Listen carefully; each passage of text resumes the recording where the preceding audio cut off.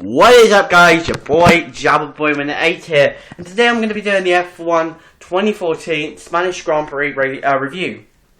Now, before I start, I just want to let you guys know that in the next couple of weeks I'm going to take a little break off live streams just to fix something, and that is the lagginess of my stream has been really appalling, and I just really want to get it fixed. So give me a couple of weeks, maybe a month at best, and you should get your live stream back.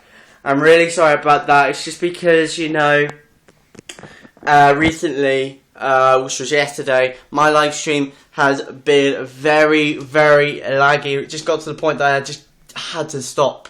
So I'm gonna really look into it and try and see if I can fix it. If it needs some like new things, I might have to wait a couple of weeks and maybe a month to get it, as my birthday is on like the mid-June or something like that. If you want to send your birthday wishes, by the way, I know it's a long time, I know it's a long way until then, but if you want to, you know, for early time's sake, post them in, and on the day I'll have a look at them, and I'll appreciate it. Maybe I'll do like a video where I look at the comments and whatnot. Maybe do a happy birthday Q&A and whatnot. But mind you, we got the Austrian Grand Prix, so maybe, I don't know, maybe sometime. So that's not the point. That's not the point. But like I said, live stream will be undergoing maintenance for a bit. So I'm really sorry about that, but it's just the way it goes. So let's move on to the Spanish Grand Prix race review. And nothing much really happened in practice. That's the reason why I'm not going to go into practice at all. The only big drama that happened was Vettel, and he only missed out in practice, but he was okay for qualifying, so that's all good. So, without further ado, let's move on to the qualifying. So, into qualifying, Maldonado had a spin, first drama in qualifying. Maldonado spinning out, he hit the wall coming out of turn 3. That brought out the red flag for a bit, and after that we saw some pretty decent times, and the two Mercedes really pulling away from the rest of the field, and it was kind of like a two-part series of the race weekend. One part the Mercedes, the other part the rest of the field, and with the rest of the field there was a really sort of similar gap between them, a similar margin, which was about half a second, maybe 7/10 between them all, which was crazy, absolutely crazy. And the Red Bull, Ricciardo looking strong there, really getting up into the sharp end there.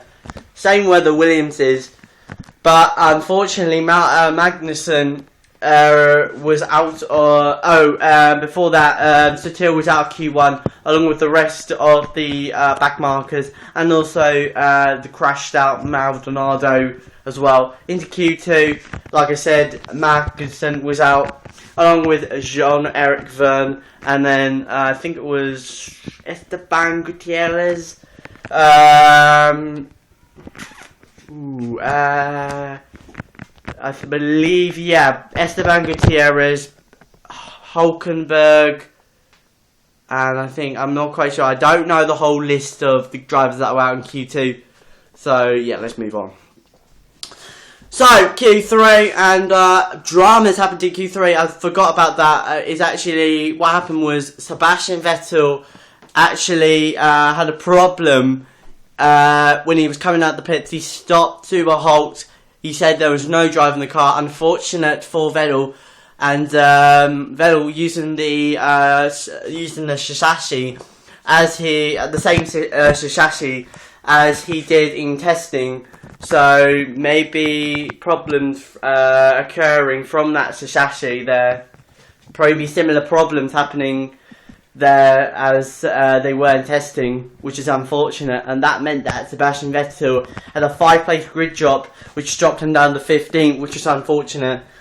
But then after that, red flag came out because of that, and after that, the mad scramble to get out on track was on, and there are a lot of good times out there. Ricciardo qualified 3rd on the grid. Good drive from good result from him there. Grosjean 5th place. Good result for him there.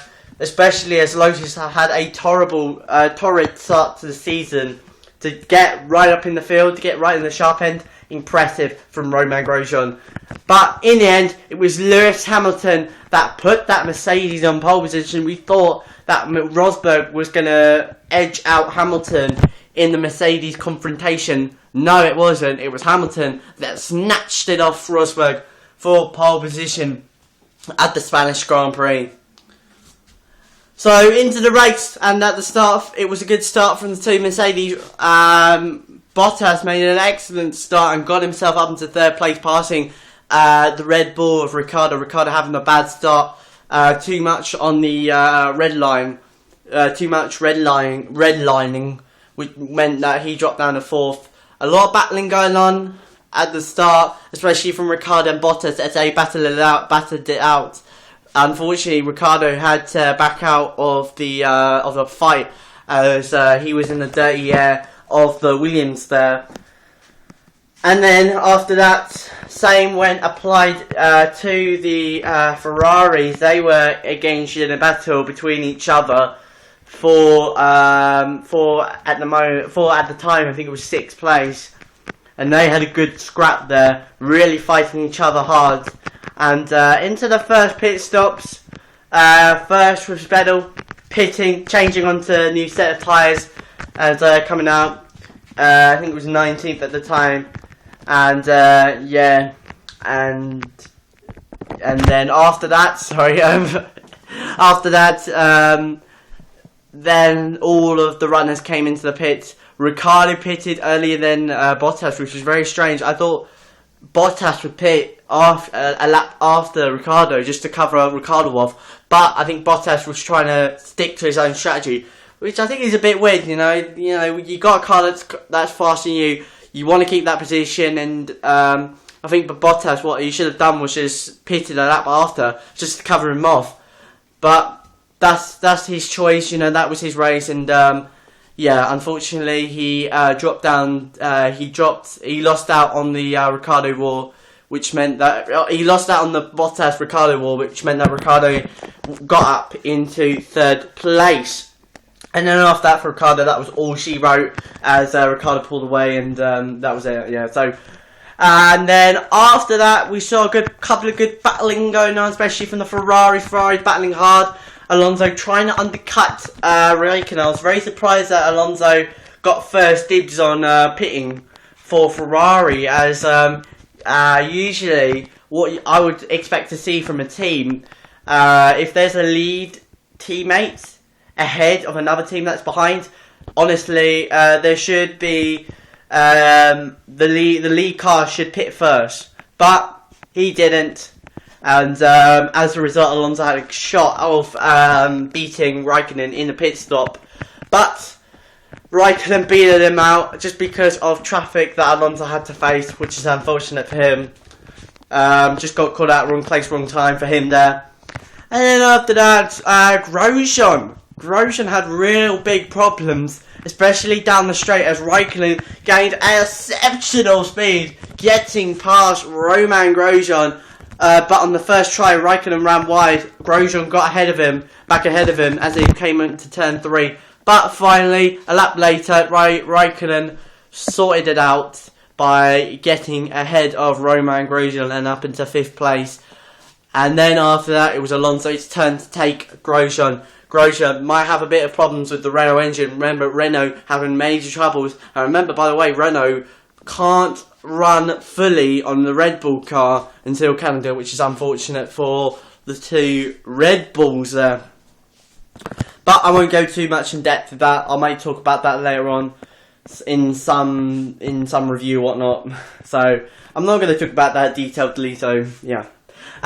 So later on, Mercedes close to each other. Rosberg really maintaining that gap, as it was between 2 to 6 seconds there, and good consistency by Rosberg there, really being patient, waiting for his chance to really strike on Lewis Hamilton, as Lewis was really pushing ahead of his teammate Rosberg there. And then Vettel getting up the field, he got himself up into 9th and 8th, really pushing on hard. And then after that, Vettel got past he got past a couple more cars. He got past Alonso and Raikkonen there, and then after that, at the end, a couple of laps to go, he got past Bottas for fourth place, which is great. You know, an amazing drive for Vettel, really showing that he can be a racer when he needs to be, and really showing to the critics that he can race. And man, what a race that Vettel had. I think he is my driver of the day if I were to pick a driver who has shone today at Barcelona. But another thing was that Perez got ahead of Hülkenberg.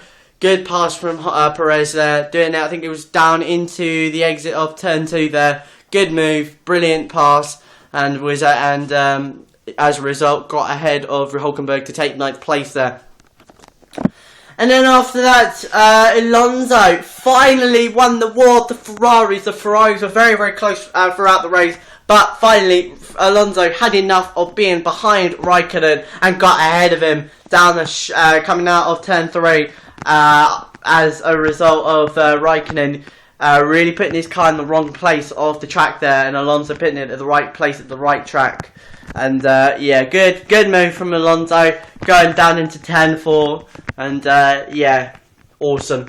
And then in the final couple of laps, Rosberg really closing him down. It was a great scrap for the lead of the race. Rosberg pushing as hard as he can, but Hamilton retaliating as hard as he can. And in the end, there was no real big defensive moves or whatnot. There was a bit of lock-up, but nothing really major. And that was why, in the end, that Lewis Hamilton took victory of the Spanish Grand Prix. It was a great race win for Lewis Hamilton.